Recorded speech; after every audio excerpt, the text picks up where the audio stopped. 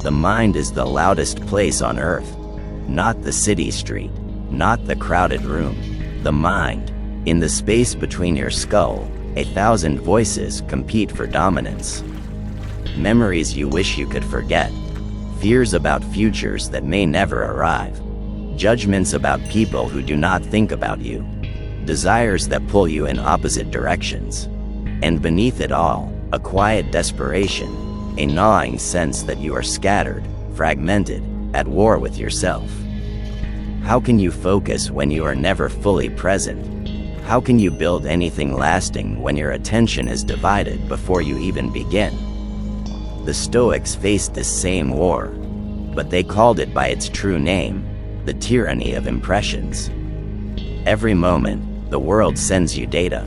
Sights, sounds, sensations, opinions, demands.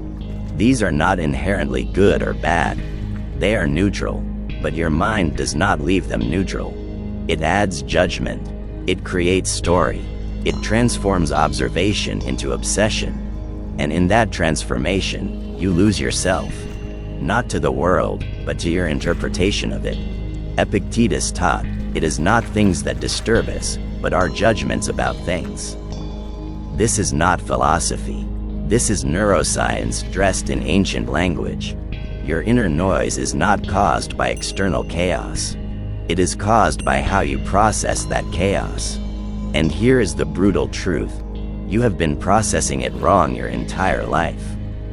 You were never taught to manage your attention. You were taught to react to it, to follow every thought as if it were a command, to obey every impulse as if it were truth, to treat your mind like a democracy where every voice gets a vote. But the mind is not a democracy. It is a kingdom, and if you do not rule it, it will rule you. The question is not whether you will have inner noise. The question is whether that noise will drown you, or whether you will learn to stand above it, unmoved, observing but not obeying. Let us paint the picture clearly. You sit down to work. Within seconds, your mind is elsewhere. A message you need to send. A conversation you regret. A worry about money. A flash of envy at someone's success. You pull yourself back. For 30 seconds, you focus. Then the noise returns. Louder this time. More insistent. You check your phone. You open a new tab. You tell yourself you will focus after this one thing. But there is always one more thing. And at the end of the day, you have been busy but you have accomplished nothing. Not because you lack discipline, but because you lack command over the instrument that determines everything, your attention. The ancient world understood focus differently than we do. They did not see it as a skill to be optimized. They saw it as a virtue to be cultivated. Marcus Aurelius, in the midst of managing an empire at war, wrote, "Concentrate every minute like a Roman, like a man, on doing what's in front of you with precise and genuine seriousness, tenderly, willingly, with justice. And on freeing yourself from all other distractions." Notice what he did not say. He did not say eliminate distractions. He said free yourself from them. Because distractions are not the problem. Your relationship to them is. We live in an age of engineered distraction. Every app, every platform, every device is designed to fragment your attention and sell it to the highest bidder. This is not a conspiracy. This is a business model. And you are the product. But here is what they do not tell you. The distraction is not in the device. It is in you. The phone does not force you to pick it up. The notification does not command you to read it. You do. And you do it because somewhere deep inside, you have learned to fear stillness. You have learned to fear being alone with your own mind. Because when the noise stops, when the distractions fade, you are left with something terrifying. Yourself. And that self is uncomfortable, restless, unsatisfied. So you reach for the noise again. Not because it fulfills you, but because it numbs you. The Stoics did not numb themselves. They trained themselves. They understood that the mind, left untrained, is like a wild animal. powerful but dangerous, capable of great things but prone to destruction. Seneca wrote from exile, stripped of his position and his comfort. The mind must be recalled from external things and concentrated on itself.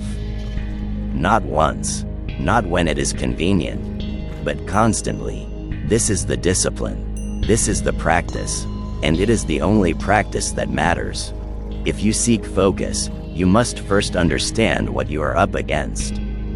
You are not fighting distraction. You are fighting a mind that has been conditioned for centuries to survive, not to thrive. Your brain is wired to scan for threats, to seek novelty, to avoid discomfort. This is not a flaw. This kept your ancestors alive, but it does not serve you now. In a world where survival is no longer the primary challenge, where comfort is abundant and danger is rare, these same instincts become your prison. They keep you reactive, scattered, addicted to stimulation. And stimulation is the opposite of focus. Focus is not about doing more. It is about being less fragmented. It is about gathering your attention from the 10,000 places it has scattered and bringing it back to one thing. Not by force, not by willpower, but by training, by creating an inner architecture strong enough to hold your attention even when the world is screaming for it. And that architecture is built through practice, through repetition, through the Stoic discipline of returning, again and again, to the present moment, to the task in front of you, to the only place where power exists. Subscribe if you are tired of being scattered, if you are ready to reclaim your mind from the noise. There is much more to explore, and we are only beginning. Let us go deeper into the mechanics of mastery, because focus is not a mystical state. It is a skill, and like all skills, it is built through understanding and repetition. The Stoics gave us the blueprint, not in the language of neuroscience, but in the language of lived experience. And that experience, refined over centuries, points to the same truth. You cannot control the noise, but you can control your response to it. The first principle is separation. Epictetus built his entire philosophy on one distinction: what is up to us, and what is not. This is not just ethical guidance. It is cognitive training. Most of your inner noise comes from thinking about things you cannot control. Other people's opinions, past mistakes, future uncertainties, the weather, the economy, your coworker's mood. These things exist. They are real, but they are not up to you. And every second you spend thinking about them is a second you have given away. The Stoic does not ignore reality. He simply refuses to waste his attention on the parts of reality he cannot influence. This sounds simple. It is not, because your mind does not want to let go.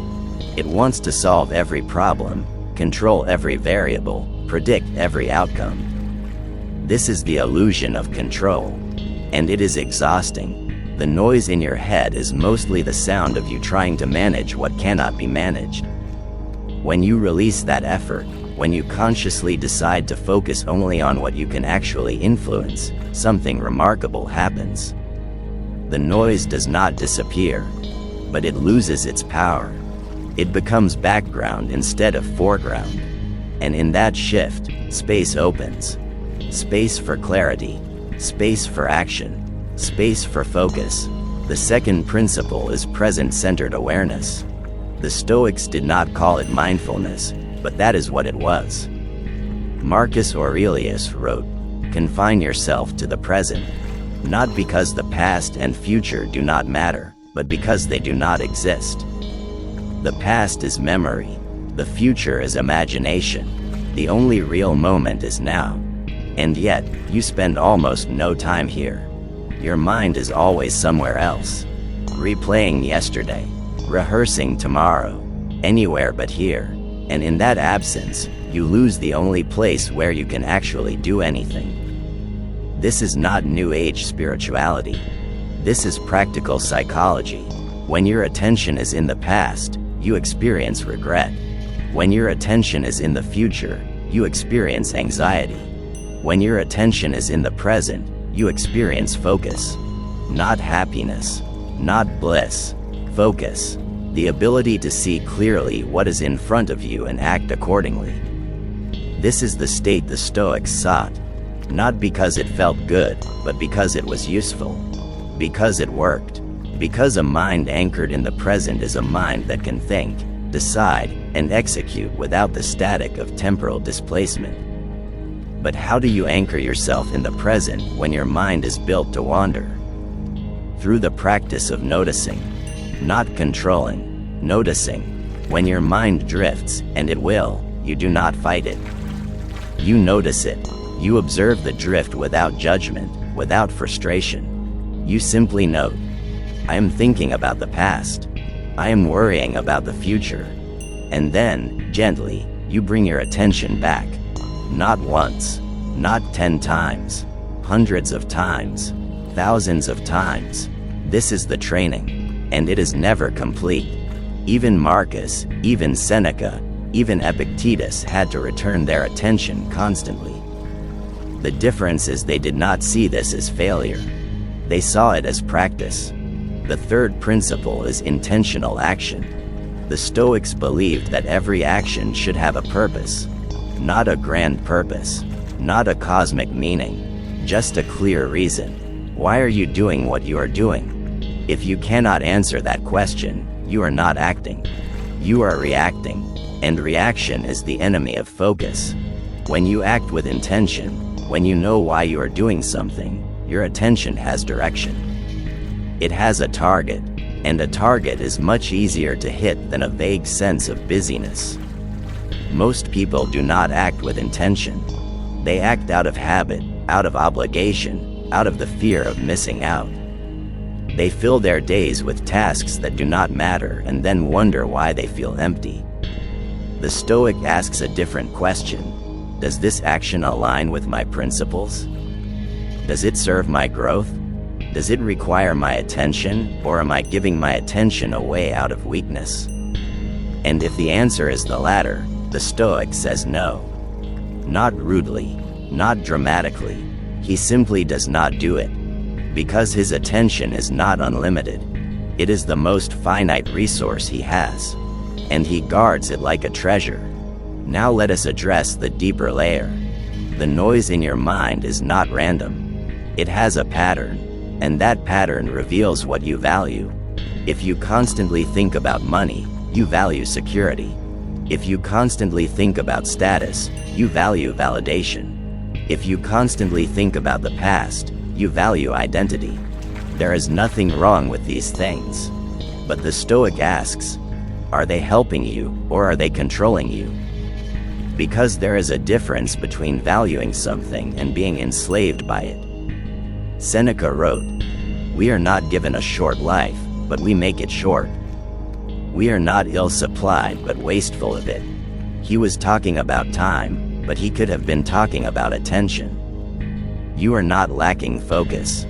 You are wasting it on things that do not matter, on thoughts that do not serve you, on noise that you mistake for thinking. And the tragedy is that you know this. You feel it every day. The exhaustion of being scattered.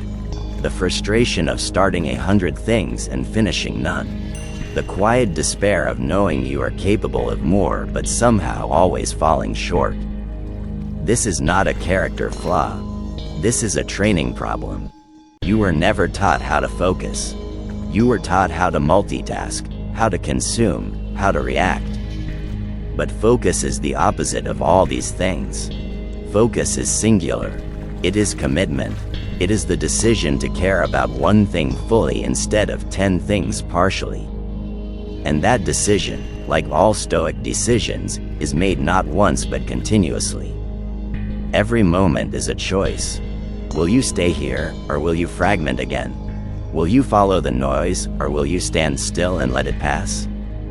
The Stoic stands still, not because he is passive, but because he knows that movement without direction is chaos. And chaos, no matter how busy it looks, produces nothing. The sage moves slowly, deliberately, with precision, not because he has all the time in the world, but because he refuses to waste what little time he has. And when he moves fully. His attention is not divided. His mind is not elsewhere. He is here, doing this, and in that presence, he becomes unstoppable. Not fast, not loud, but unstoppable. Now we must confront the enemy directly. Because the noise in your mind is not just distraction. It is defense. It is the way your psyche protects you from discomfort. And until you understand this, you will never master it. You will only suppress it. And suppression is not mastery. It is postponement. Let us be honest about what focus requires. It requires you to sit with difficulty. To stay with a problem even when you do not have the answer. To tolerate the frustration of not knowing, the discomfort of not progressing, the vulnerability of trying and possibly failing. Most people cannot do this. Not because they are weak, but because they have never been asked to. We live in a culture of instant answers, immediate gratification, constant entertainment. The moment something becomes hard, we switch. We scroll. We distract. We numb. And we call it productivity. The Stoics had no such escape. When Marcus Aurelius faced a problem, he could not Google the solution. When Epictetus struggled with a concept, he could not watch a summary video. They had to sit with it, to think through it, to wrestle with it until clarity emerged. This was not pleasant, but it was necessary, because depth requires time, understanding requires patience, and mastery requires the willingness to be uncomfortable for as long as it takes. This is what your inner noise is protecting you from, the discomfort of deep work. When your mind starts to wander, when it offers you a distraction, it is not sabotaging you. It is trying to save you from the pain of sustained attention. Because sustained attention is painful, your brain was not built for it. It was built for short bursts of focus followed by rest. But the modern world does not reward short bursts. It rewards depth. It rewards the ability to stay with something long enough to master it. And that ability is not natural. It is cultivated through discipline, through training, through the conscious decision to override your instincts and sit in the discomfort until it transforms into flow. The Stoics called this enkrateia, self-control. But it is not control in the sense of domination. It is control in the sense of steering. You do not eliminate the noise. You guide your attention past it. When your mind says, "This is boring, let's do something else," you notice that thought and then continue anyway. When your mind says, "This is too hard, you'll never figure it out," you acknowledge the fear and then persist anyway. This is not willpower. Willpower runs out. This is something deeper. This is the decision that your long-term self is more important than your immediate comfort. And that decision, made over and over, becomes your character. But there is another layer to this. The noise in your mind is also a signal. It tells you where you are avoiding something, where you are afraid, where you are unresolved. Most people try to silence the noise through distraction. The Stoic does the opposite. He listens to it, not to obey it, but to understand it. What am I avoiding? What am I afraid of? What wound am I trying not to touch? These are not comfortable questions, but they are necessary, because unexamined noise does not go away. It just gets louder. Seneca understood this. He wrote to his friend Lucilius, "You ask me to write to you more often. But let me first clarify my own mind, for I have been in turmoil." He did not pretend to have it all together. He acknowledged the turmoil, and then he worked through it. By writing, by thinking, by refusing to run from his own discomfort. This is the Stoic way. Not to be perfect, but to be present, even when presence hurts. So how do you practice this? How do you train your mind to focus when everything in you wants to fragment? You start with small acts of resistance. When you feel the urge to check your phone, you pause. For just 10 seconds, you notice the urge, you feel it in your body, the restlessness, the pull, and then you let it pass. You do not fight it. You do not shame yourself for having it. You simply observe it, and in that observation, something shifts. The urge loses its automaticity. It becomes a choice instead of a compulsion. And choice is freedom. You do this with every distraction, every impulse, every fragment of noise. You do not try to eliminate them all at once. You practice with one, then another, and over time, you build what the Stoics would call a disciplined will. Not a rigid will, not a controlling will, a disciplined will, a will that can hold its ground even when the noise is screaming. And here is what happens when you build this capacity. You discover that focus is not about blocking out the world. It is about being so present with what you are doing that the world fades naturally into the background. The noise is still there. The distractions are still there. But they do not touch you. Not because you are resisting them, but because you are more interested in what is in front of you. This is the state of flow, not the forced, grinding focus of willpower, but the effortless attention of deep engagement. And it only comes after you have done the hard work of training your mind to stay. Marcus Aurelius faced more distractions than you ever will. He had an empire to run, wars to fight, advisors to manage, threats to his life. And yet he found time to think deeply, to write his meditations, to refine his philosophy, not because he had more hours in the day, but because he valued depth over distraction. He knew that the quality of his attention determined the quality of his life. And he refused to give his attention to things that did not deserve it. You have the same choice. Every moment is a fork in the road. Will you follow the noise, or will you stay present? Will you fragment your attention across a dozen shallow tasks, or will you give it fully to one deep task? Will you let your mind be a chaotic marketplace, or will you make it a temple? The choice is yours, but it is not made once. It is made 1,000 times a day, and the person you become is the sum of those choices. The Stoic blueprint for unshakable focus is not complicated. It is simple, but simple is not easy. It requires you to do what almost no one is willing to do, to sit still, to stay present, to tolerate discomfort, to guard your attention like your life depends on it. Because it does. Your attention is your life. Where you place it is where you live. And if you place it in noise, chaos, and distraction, that is where you will spend your days. But if you place it in presence, depth, and purpose, that is where you will build something that matters. We arrive now at the transformation. Not the promise of it, but the reality. Because once you commit to this practice, once you begin to master your inner noise, something fundamental shifts. You do not become a different person. You become more yourself. The scattered, reactive version of you fades. And what emerges is someone who is calm, clear, and capable of sustained action. This is not a feeling. This is a fact, and it changes everything. The first thing you notice is space. Mental space. Where before your mind was crowded, filled with competing voices and urgent demands, now there is room. Room to think, room to choose, room to breathe. This space is not emptiness. It is clarity.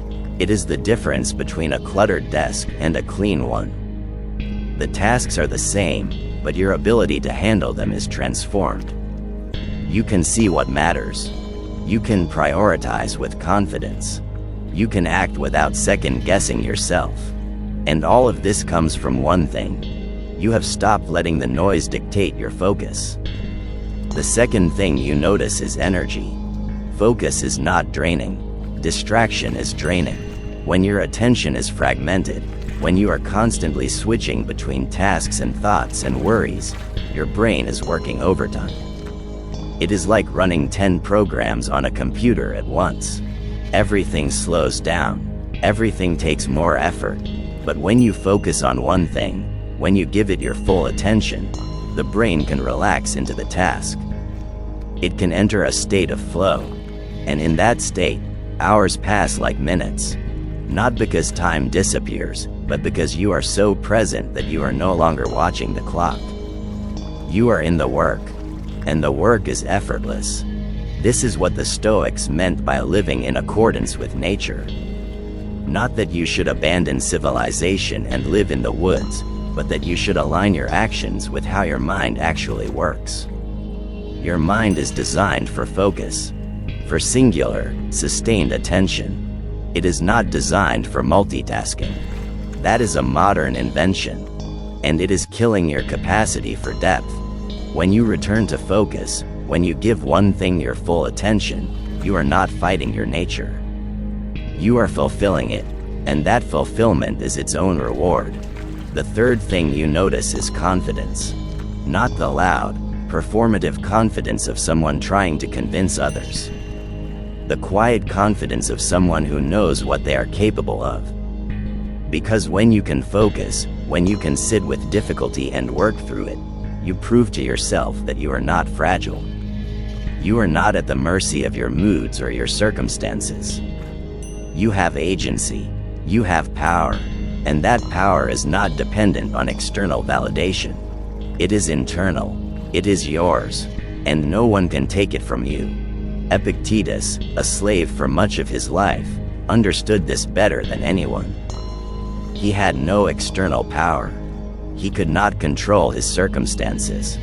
He could not change his status. But he had absolute power over one thing, his mind. And he trained that mind to focus on what mattered, on virtue, on reason, on living well despite his chains. And when he was finally freed, when he became a teacher, he did not teach people how to get what they wanted. He taught them how to want what they could control. And that shift, from external to internal, is the key to everything. So let us bring this into your life, into your work, into your relationships, into your daily experience. You sit down to work. The noise begins.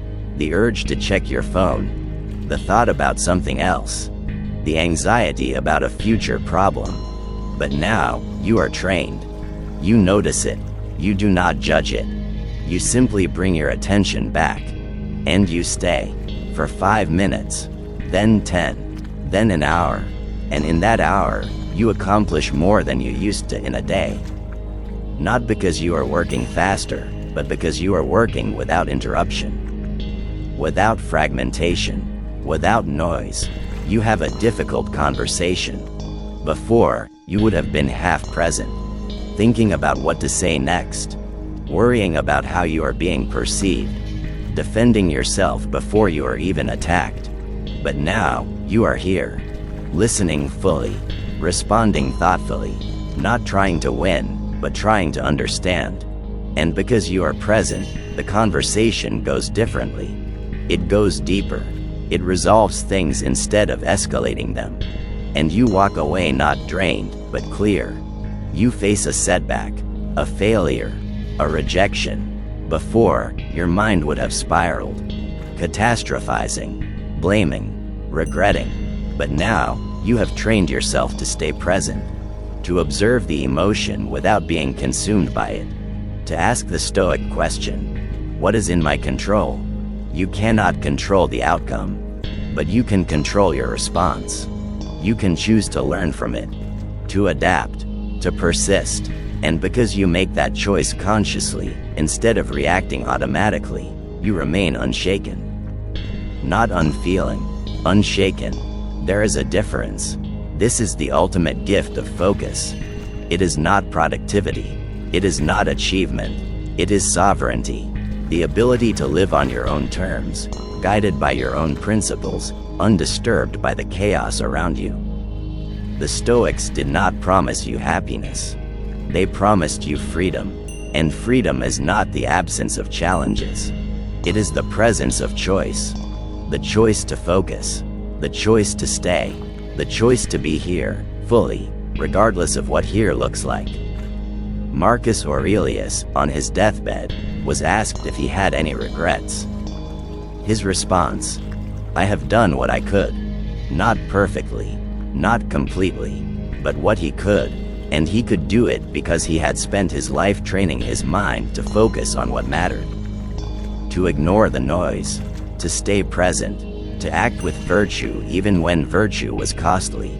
And that is the legacy he left. Not an empire, not monuments, but a philosophy, a practice, a way of being that says, you are not your circumstances, you are your attention.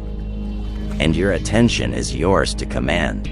So command it, not someday, not when things calm down. Now, in this moment, this is where focus lives. Not in the future when you have more time. Not in the past when things were easier. Here, now, in the space between the noise and the action. That space is small, but it is everything, because in that space, you choose. And your choices, repeated over time, become your life. If this resonates with you, if you are ready to stop living in fragments and start living in focus, subscribe to this channel.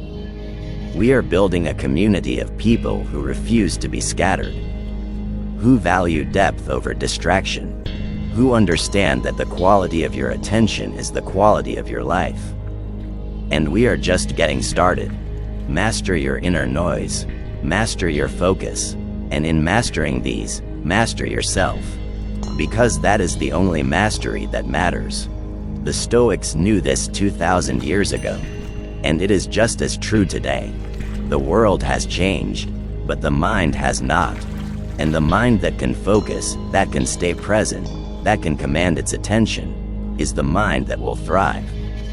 Not in spite of the chaos, but because it has learned to stand unmoved in the center of it. Focus is not a skill. It is a way of life. And that life begins now. With you. With this moment. With the decision to stay instead of scatter. Make that decision. And make it again. And again. Until it is no longer a decision, but your nature. This is the Stoic path. And it is the only path to unshakable focus.